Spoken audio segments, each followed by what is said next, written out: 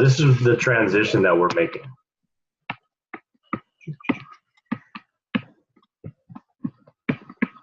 This is like the easiest play. I have no idea why my thing is tripping up, my pen. Okay, so lose weight. We'll call red fat, and we'll call green muscle.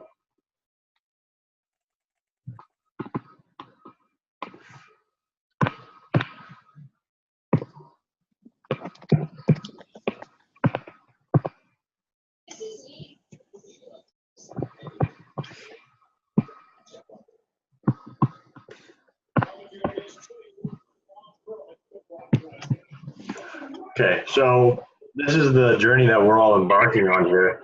High fat, low carb. I'm not going to say that you are catabolizing muscle here, but I'm not going to say that you are gaining it either. Some of us in here will end up gaining some, depending on your muscle maturity and how much you've been in the gym before and how frequent frequent the gym. However, for a lot of us, it's primarily going to be a maintenance thing whilst burning fat.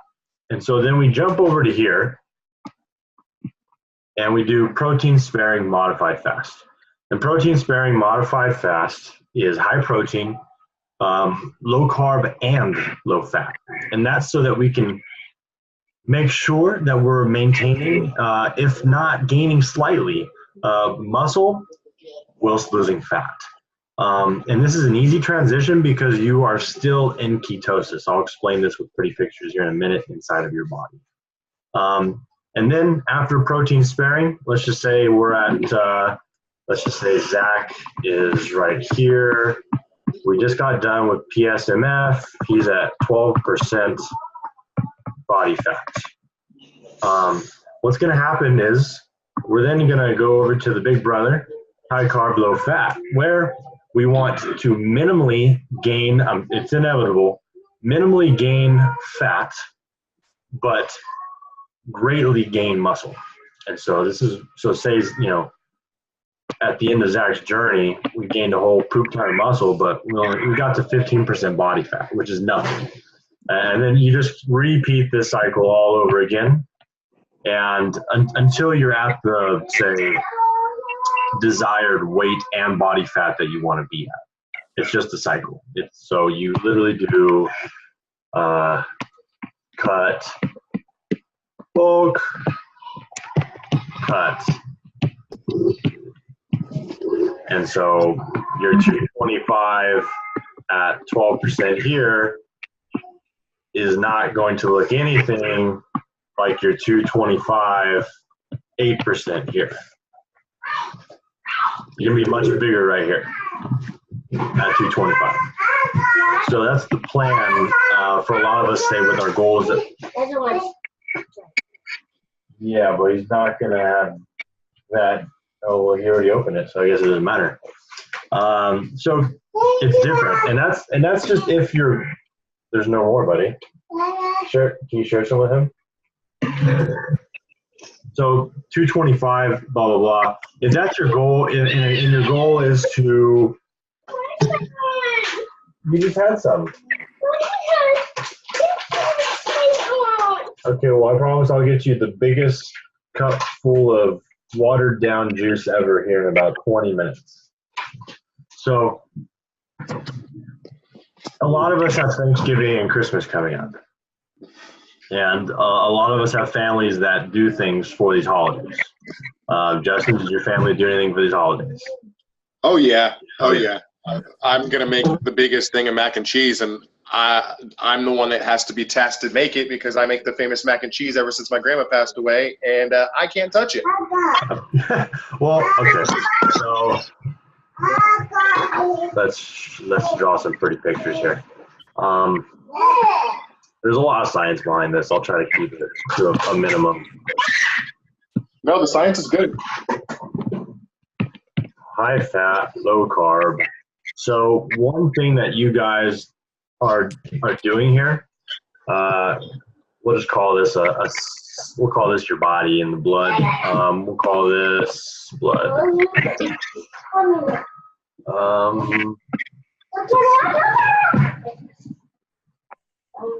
Okay. So your body, when you consume sugar, the sugar that you consumed will go into your blood, aka blood sugar. Now, can anybody tell me here that might have already heard of this, what happens to the sugar that is in the blood? Like what responds to this sugar in the blood? Does anybody know that?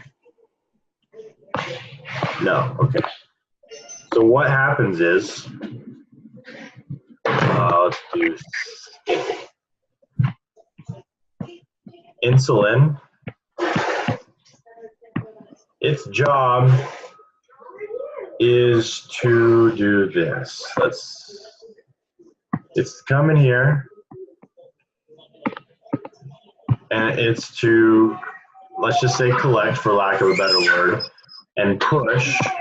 Hold on.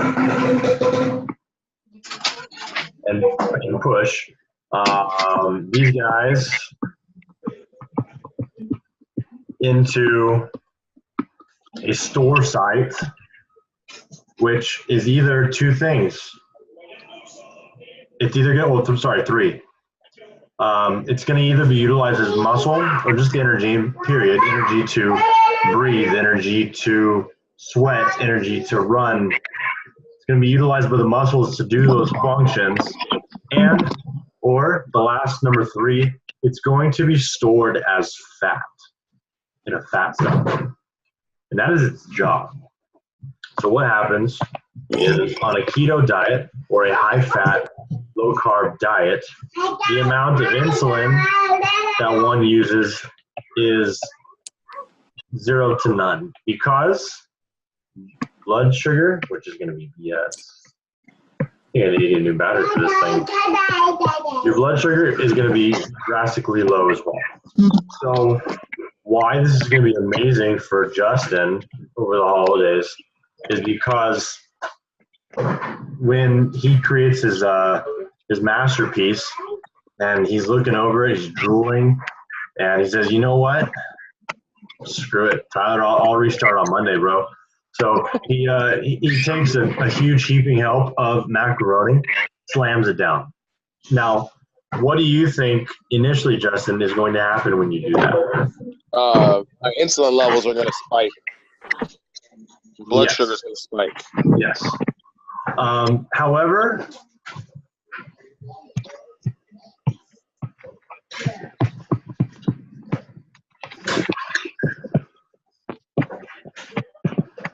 dang this pin.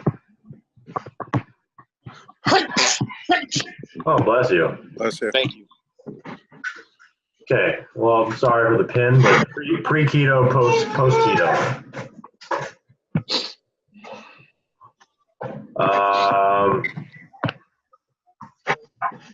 We'll do this. Blood levels, so to speak, blood levels. So pre-keto, this macaroni catastrophe of 2018 is going to do this. Those suckers are going to shoot up high, like it normally does. And your body overcompensates with the amount of insulin that is needed to move this sugar out of the blood. Incoming diabetes 20 years down the road if you slam macaroni down every day. So green dots, don't do that. Okay. Post keto. This is Justin's gonna love this. Justin's gonna love this. That's your blood sugar now. I'm sorry. Let me do that a little bit better. That's your blood sugar now. It's going to spike. It's macaroni. However, you will create just enough insulin to respond, and the blood sugar spike won't be as great because of, so what's going to happen now is, and I'll detail this further. So it's going to move into this cell.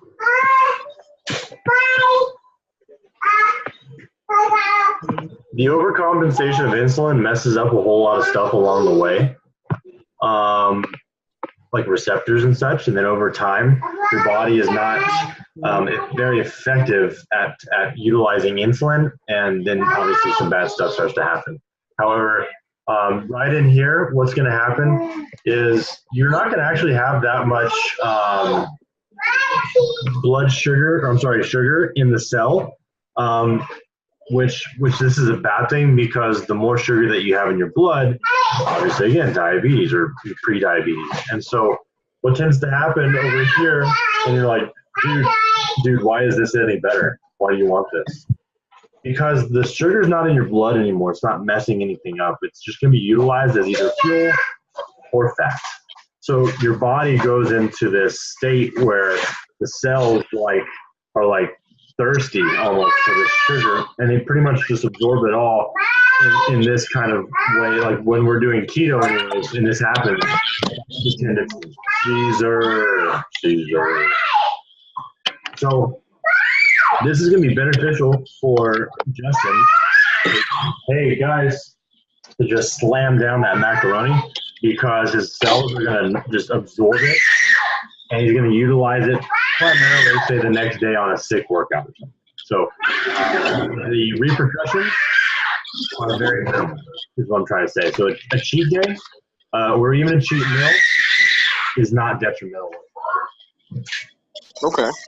Now, in the same regard, is in the opposite manner though, high carb, low fat, which is kind of what I was getting to in all of this, and I kind of went off topic here, but essentially that is what the gist of high carb, low fat is. High carb, low fat, and why we're going to utilize it is it's because the green back, the amount of muscle that we're going to gain is going to be tremendous because of the amount of protein and carbs, and the body fat is going to be somewhat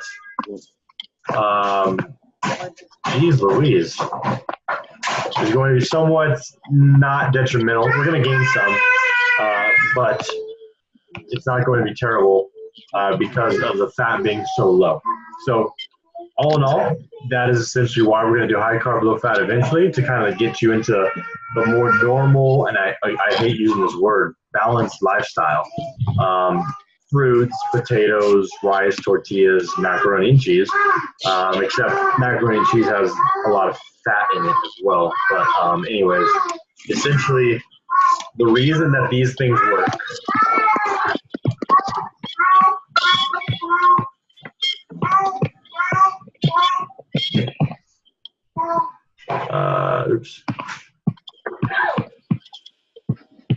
why all these things work is because of this very reason.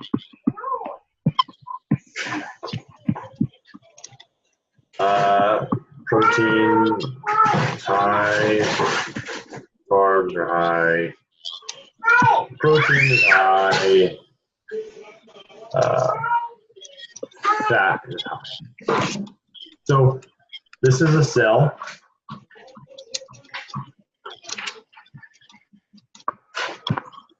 Oops. This is fat. Oh, sorry, that's a bad. We'll do fat as yellow. We'll do sugar as green. So your body, what are its? Let me put this in a different sentence. Hola. Yeah. What's going on? Not much. So your body has, or is willing to allow two fuel sources to fuel your muscles, to fuel your brain, your central nervous system, your liver, your everything. What are those two fuel sources? I would go protein, fat. Close. Fat, sugar. Yeah. Fat and sugar. Fat, sugar. Now your body only wants to use one. Your body only wants to use one. Now, Ola, I'm going to ask you this. Hold on. Yeah, and we've all done the same thing. I'm fairly certain. But have you ever done, oops.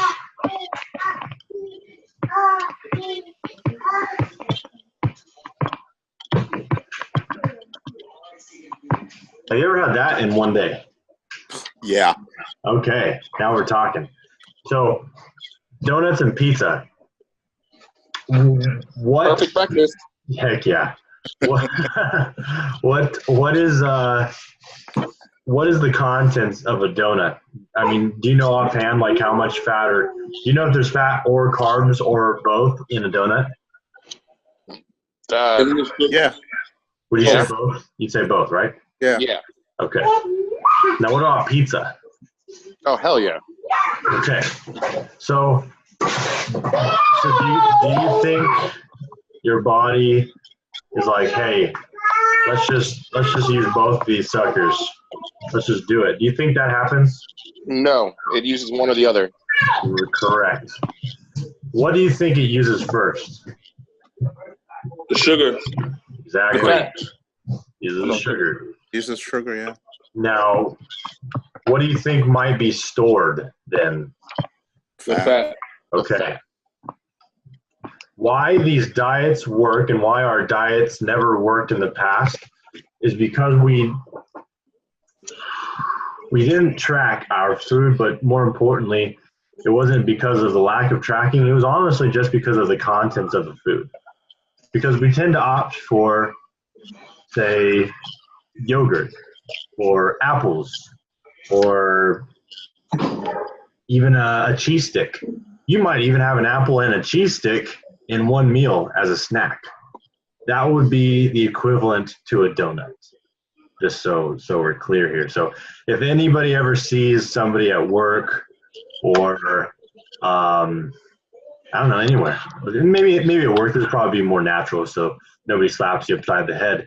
Just give them a donut, because that's pretty much what they're eating. So it's something so easy that just like evades us. Like, okay, I'm gonna opt for this apple because it's an apple. Like an apple a day keeps the doctor away. That's what it is. And then you have a cheese stick because, well, it's a cheese stick. It's tiny. It's not gonna hurt. So we opt for cheese sticks as snacks, or you name it. But the things that harm us are the combinations. Bless you again, man. You're allergic to science. I'm allergic to my cat. She was laying on my bed earlier today.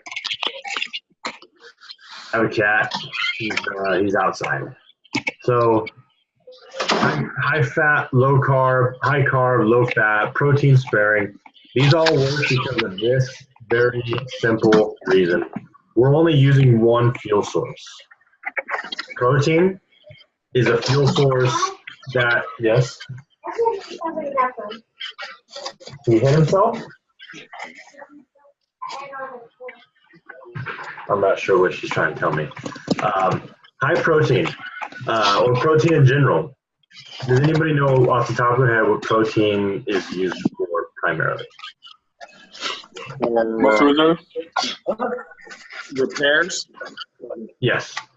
So proteins or amino acids, building blocks to the muscle, and other things, but let's just say muscle. It is a fuel source for the muscle and repair. Does anybody off the top know what carbs or sugar is primarily used for? Energy. So like energy, is it to run? Is it to breathe? Is it to both? Well, too much sugar just makes you bounce off the wall, so it's just pure energy to just go. To exist. To exist. I like that answer. It's a nice answer. So, yeah, run, breathe, poop, pee, sleep, you name it, it does it all. It keeps the brain, central nervous system, all that good stuff going. And so fat, what's fat's purpose, or what is fat used for? Anybody off the top of your head? Insulation. You okay, buddy? Want another broccoli? Eat a tree. All right, so fat, it is, I mean, yeah, primarily like its main, when sugar anyways is the main fuel source, is going to help pretty much just primarily regulate hormones. And so the supporting, obviously, organs like the pancreas, stuff like that, adrenal glands. So essentially, that is the very basic forms of what these things do. And when you can utilize these in these types of ways, like, okay, we know that protein and carbs does this, we know that just fat does this. However, we know that now in a starvation mode, your body has to create a new fuel source. And so it utilizes fats to break down into fatty acids, which create ketones, our new fuel source. So besides all that, this is the only reason why this stuff works is because we're just not allowing your body to get both fuel sources in at once. All these diets will work for you. You can go on a low calorie, and this is where calories come into play, by the way. You can go in a low calorie, calorie deficit and lose weight with this. You can go in a low calorie deficit, lose weight with this. The low calorie deficit, lose weight with this. Now, why keto and protein sparing and all this stuff, Kevin, what's going on? What's up? Is pretty much going to work is because of this. Fat store. Fat store. Fat store.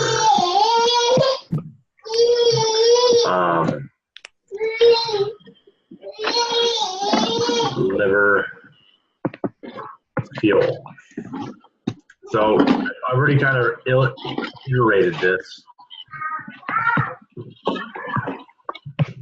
Energy stored. Fat loss happens when you can utilize these cells Really? as energy. Plain and simple.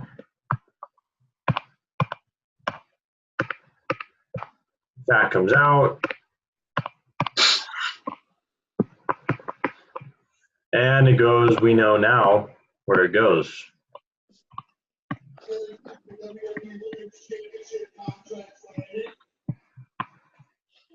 It goes out your mouth. Primarily where it goes. And then the other is obviously water. That is fat loss in a nutshell. And if we can fill these, if we can utilize these fat stores correctly, which all in all is that our body is calling upon them for energy more, that's how we lose fat. And all we do is accomplish this by giving our body the right fuel source and keeping the fuel down to a minimum for that to tap What's up, man? these. And then when it overconsumes, when we fill these up more, we're consuming more of a fuel than we need. Our body then fills it up. That's just as simple as that.